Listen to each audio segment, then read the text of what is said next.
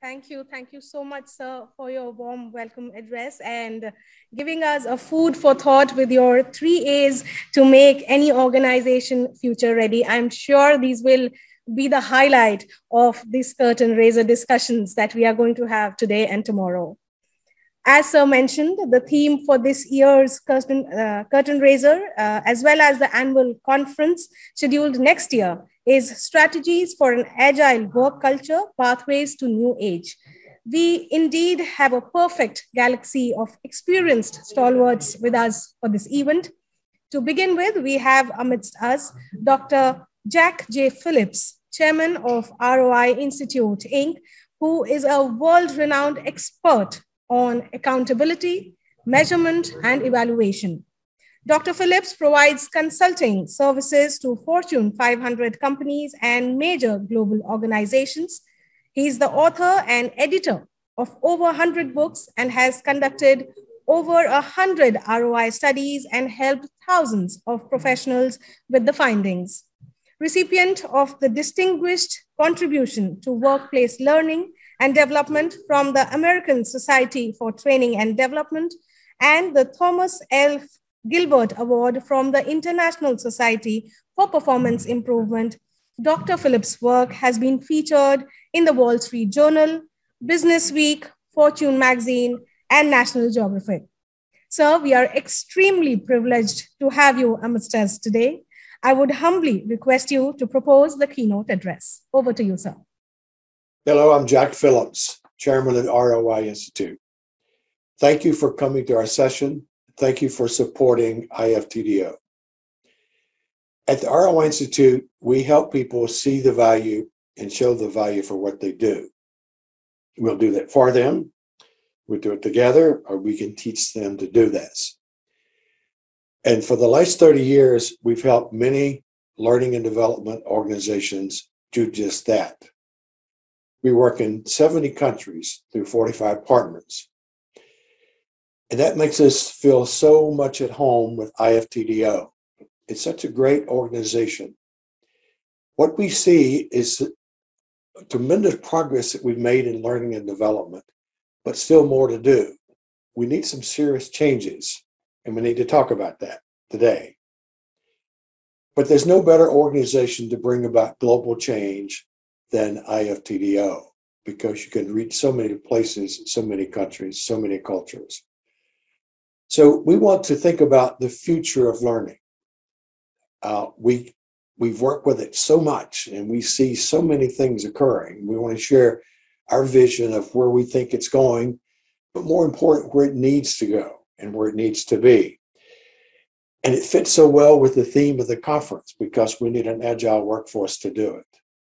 Agile means that we're more flexible, we're adaptable to change, we do things simpler, we do things quicker, we do things to drive results. We need that. And so we'll talk about that. So in our process here, we have lots of materials that we want to leave you. We're sometimes known for having lots of content, and the content is needed to help you refer to this after the session is over. So the slides will give you a lot of content that gets in depth with what we're delivering.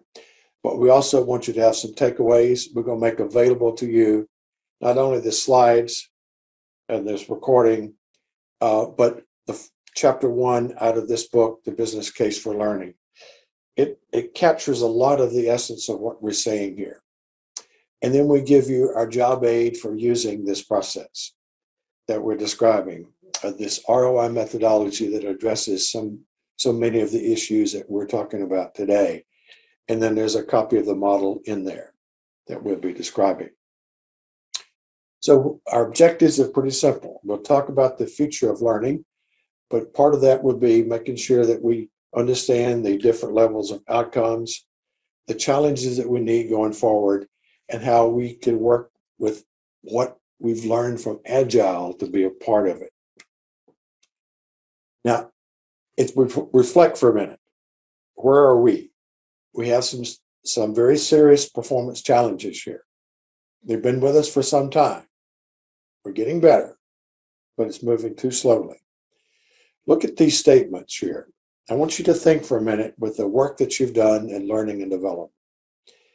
Would you say that that statement is mostly true or mostly false? So let's look at each one. And we've collected a lot of polling data before the pandemic and during the pandemic, before webinars, before conference presentations. And we've been able to capture this and track it over time. So the very first one, that most learning and development is wasted. What do you think? Mostly true, mostly false?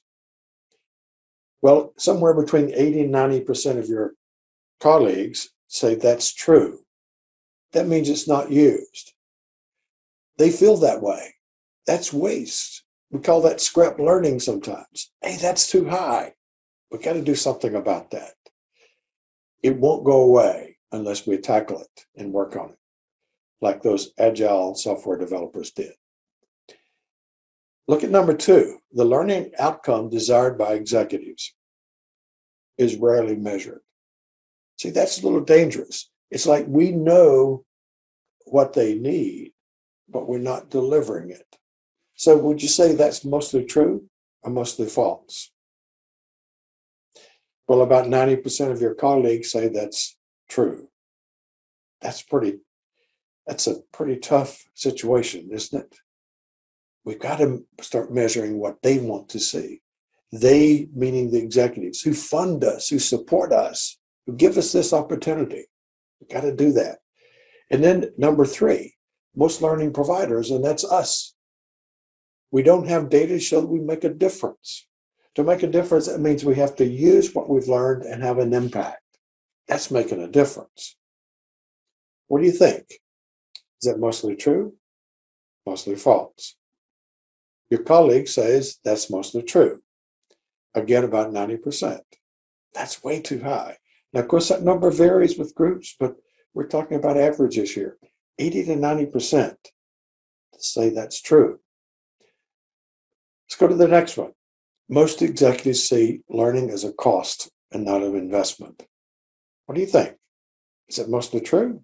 Mostly false? Hey, this pops up to about 95% or more. Say that's mostly true. And it's like we're thinking, what bad executives we have. They see us as a cost and not investment. And I'd say, well, maybe it's us. We're just not showing them any data that convinces them that it's an investment. So we're going to have to take responsibility and ownership for this. And we got to do something about it. And most executives most executives view hard skills as more important than soft skills, more valuable than soft skills. What do you think? Is it mostly true, mostly false? Here we get a resounding yes again, and it's usually at around 90%. Well, but we know soft skills are more valuable. At least they talk, even executives talk about it. You see, the most admired organizations, the most progressive organizations, the most successful organizations, the most sustainable organizations, the most innovative organizations, and the great places to work are all created by soft skills, usually in the leadership area, communications and team buildings. So we got to work on that because we don't want them to cut away soft skills when budgets get a little tough. And that's what they do. Cut it away. We don't need that. Our partner in Australia says, avoid the F word. And we says, what is that? That's fluff. He says, when an executive calls what we do fluff, they want to control it, eliminate it, diminish it, not budget for it. Fluff is what they call soft skills. We don't want that. We got to work on that. This situation even gets worse for virtual. We saw these numbers go up with the pandemic because we're all in virtual, and these all begin to intensify even more. You see, we'd like to see faults for every one of these, but they're true. Very true. We got to change it. How do we change it? think about the value chain. The value chain describes it all. This shows the value of what we do as we implement a learning program. We have inputs, which is the volume. That's the people involved, the hours involved, the convenience, the cost. And then we have reaction.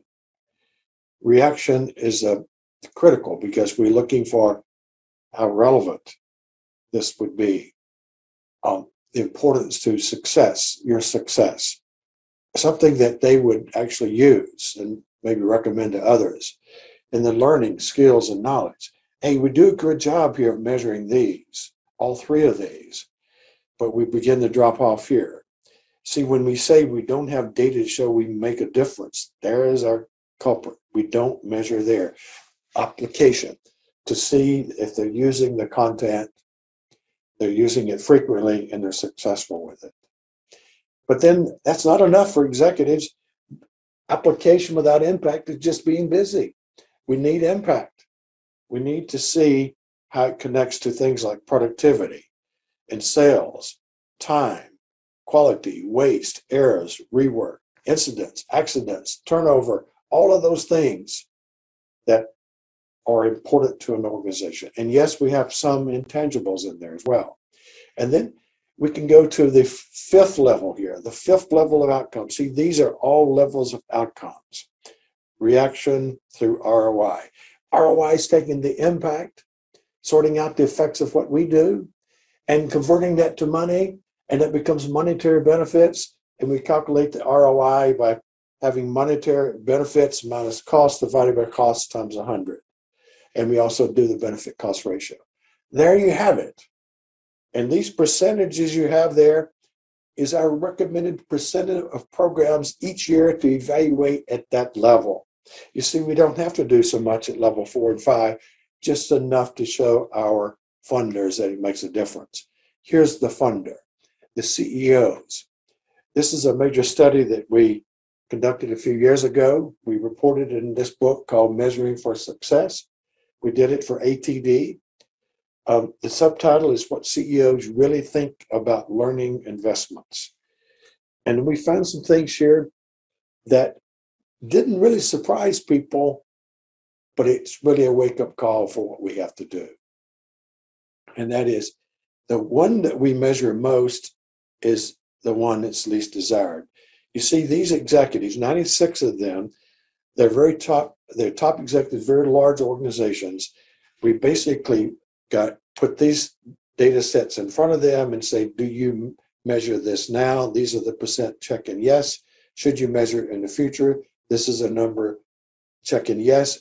And we say rank these from 1 is the most important, 8 is least important. So you can see what we measure most is least important to them. What's most important to them is something we measure least, impact. 96% says we should have that. Hey, 74% says we should have ROI. So we've got to change our ways. And we need to change our way. Think about the future. Let's borrow something from Peter Drucker years ago. The best way to predict the future is to create it. So we really need to together create the future here. And we could see some things that are in the way for us having the kind of future we want.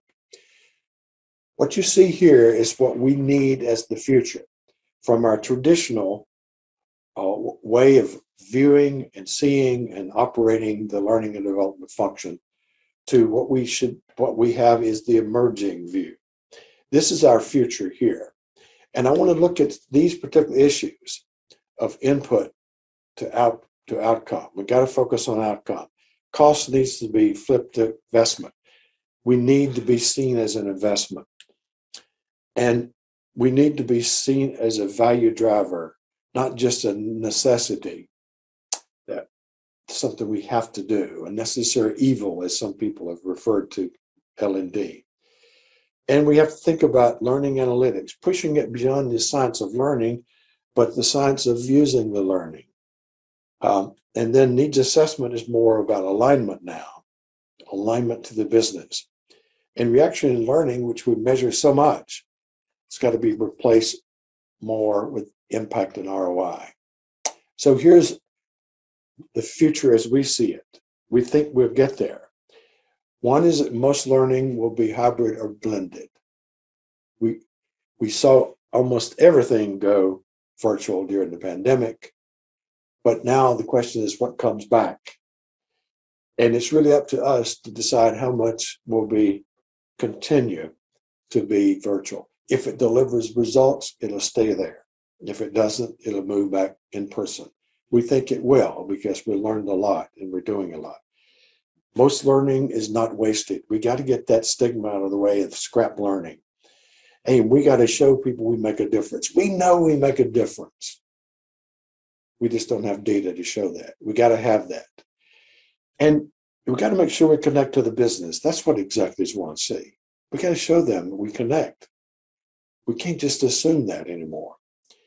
And hey, and they need to see learning as investment, not a cost. The way to do that is to come to that ROI calculation for some programs, the major programs.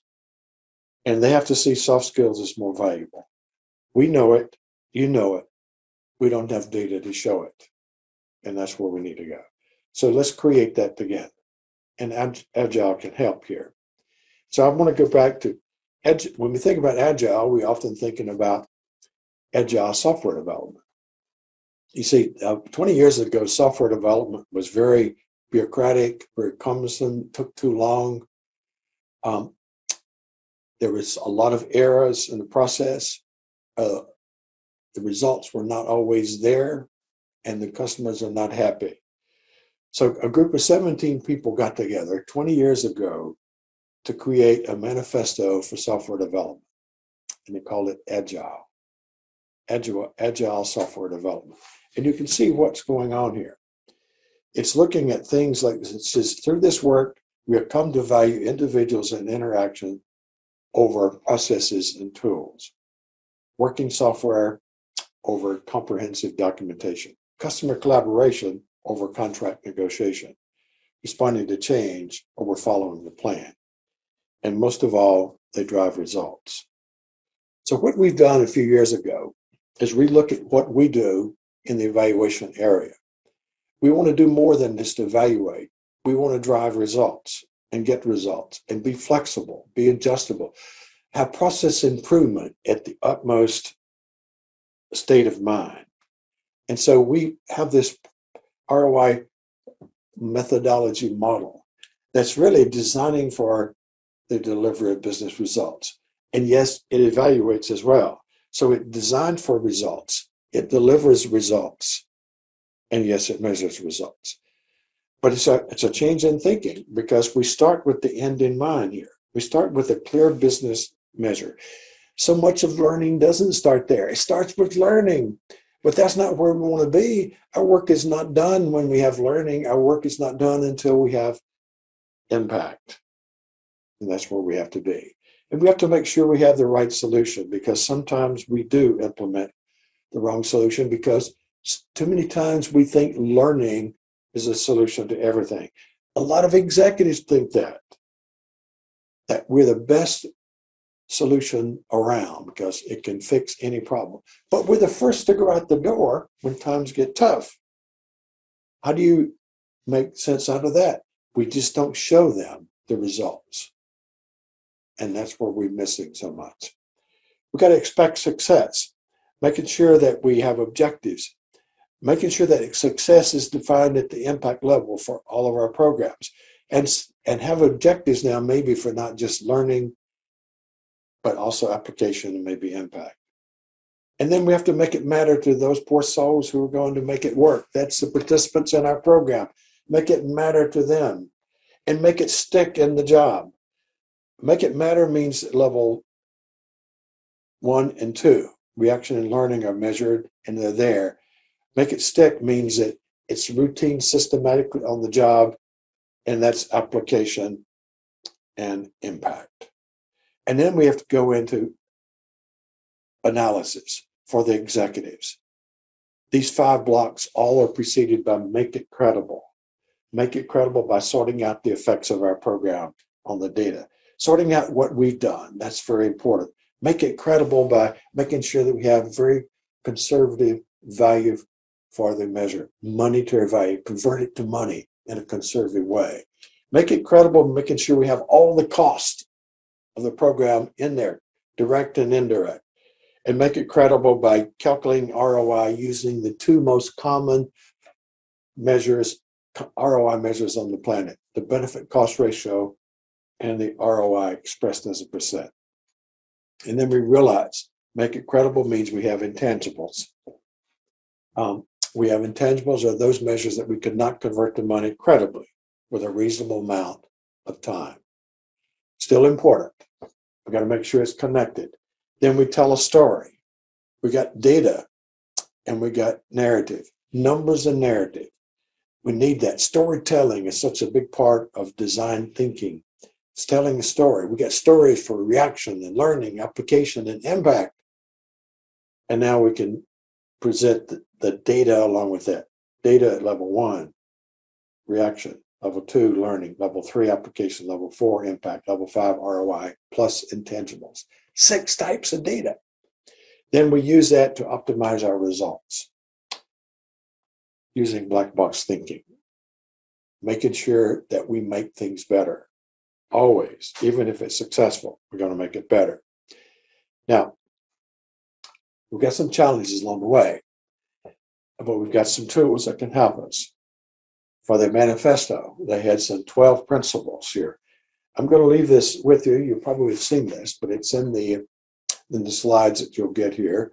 As you look at these, you can see it's all about making things better, improving things from where we are. And we've got our 12 principles as well. These are standards. Standards to make it better, to make it more credible, to make it more believable as we go through the evaluation. So we try to parallel a lot of what's happening with Agile development in our own process as well here. So let's look at some challenges we have. Challenges we have as an L&D professional as we work through the process. Here's the first one, the alignment. Connecting what we do to the business. We need to do it.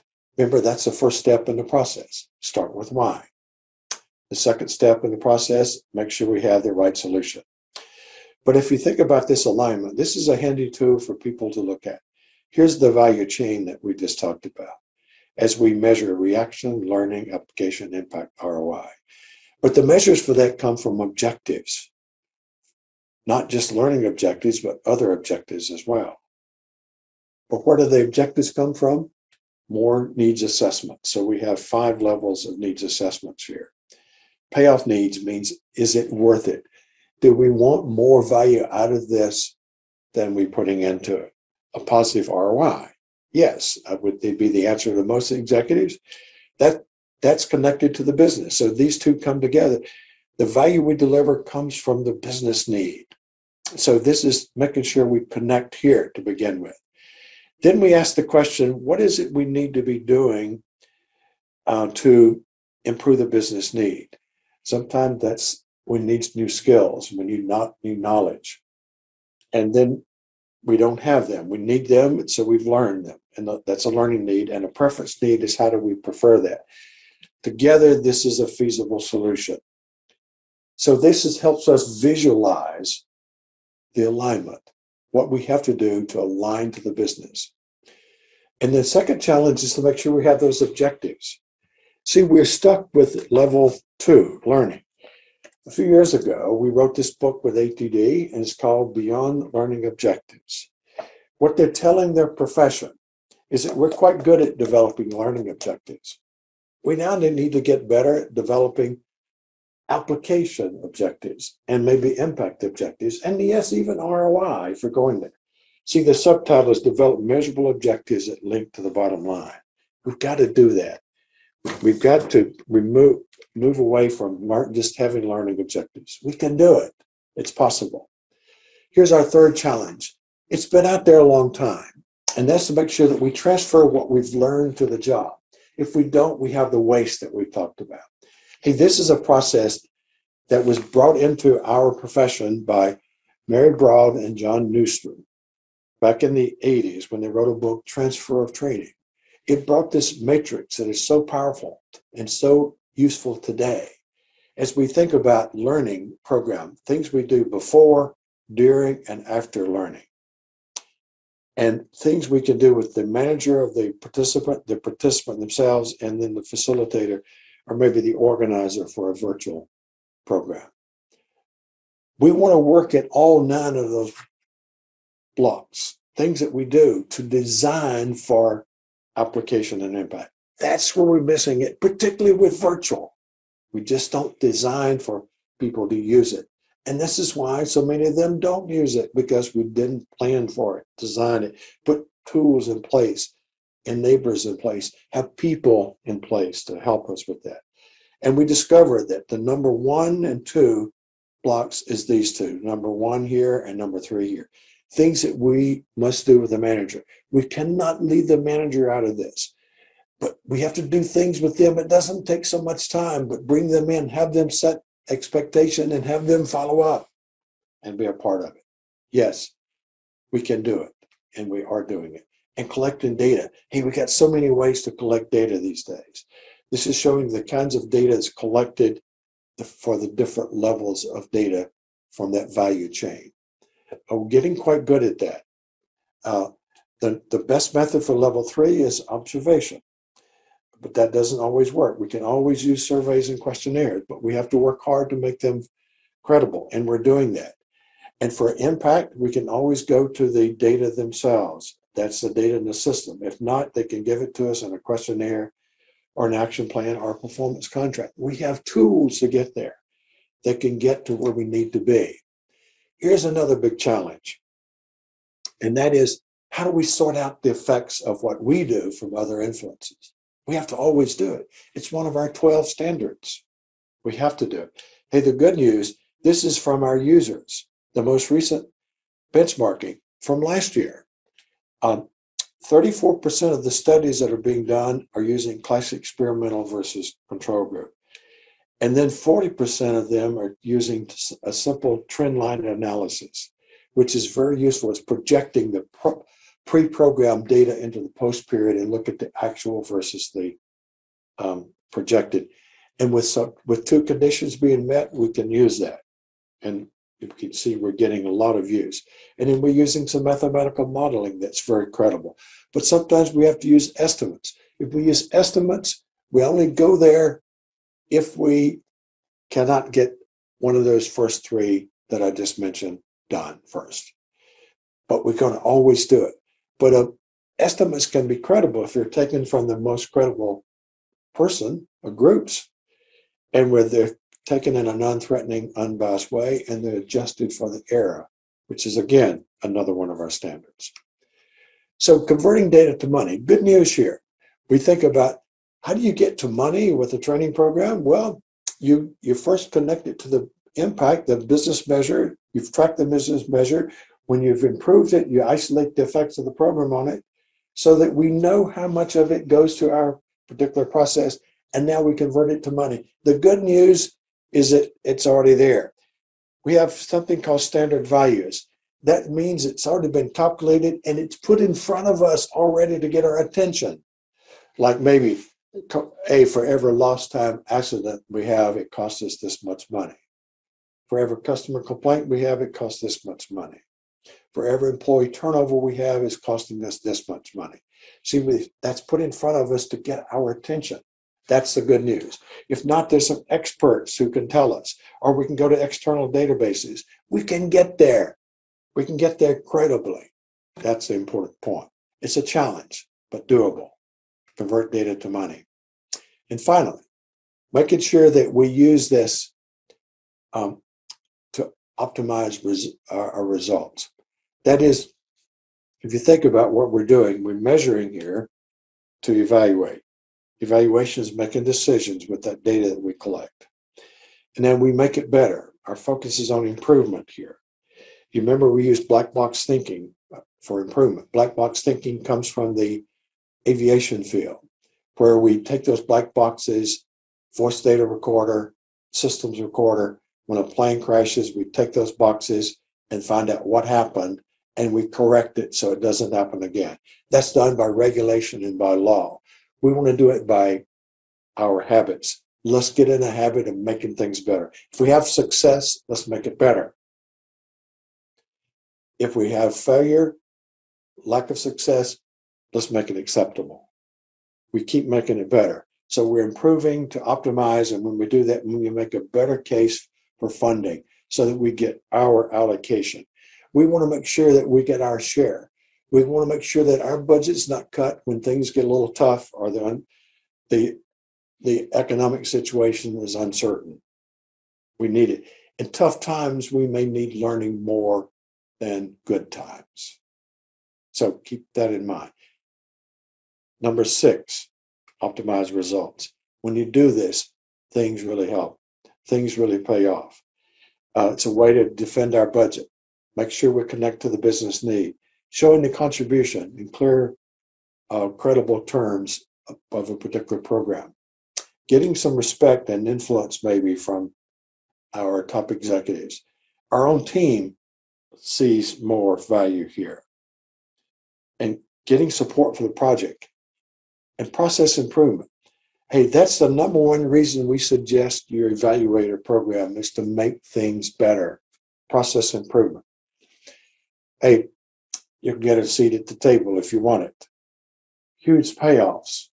We've got to go down this path. We've got to show more value of what we're doing.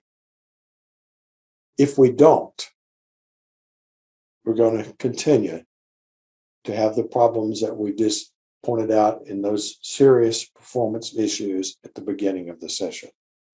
So here's my advice for you. We got to be proactive with this. Don't wait for someone to make you do this. Don't wait for an executive to say, show me the ROI on this program. Because when you do, when you wait and get that request, 3 things happen to you. Number 1, you've got a short timeline to show that data that person is asking for. Number 2, you're defensive. You want to be on the offensive.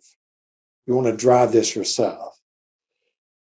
And number 3 is that ROI is now on an executive's agenda. You want to keep it on your agenda.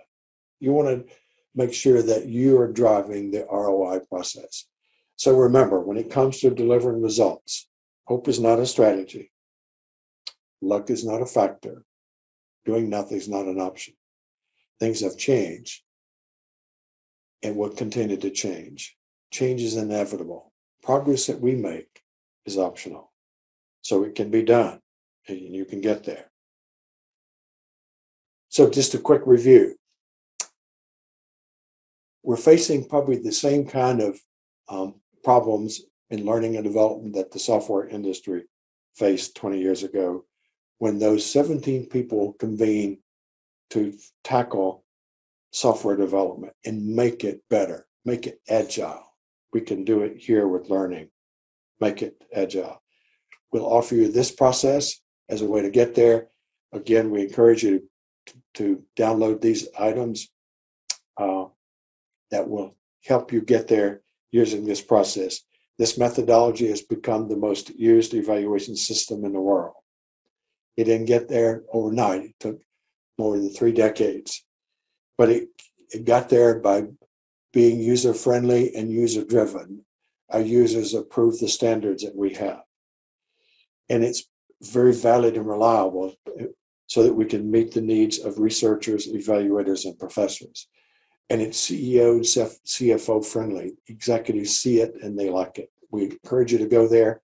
If you want to learn, we've got some ways to get there. Here's some dates for this certification that we offered to become a certified ROI professional. Over 6,000 people have reached that designation already. We'd like to have you a part of that process.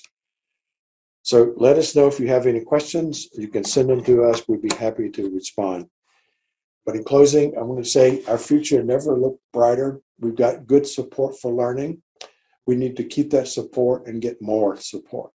We need to make learning a value driver for organizations. Learning to really make a difference and learning to really take us where we need to be. With all the change that we have, learning is the only way we can get where we need to be. Thank you so much for being a part of the conference. Thank you so much for listening to this session. Let us know if we can help you in any way if you have questions at all. Thank you and have a good day.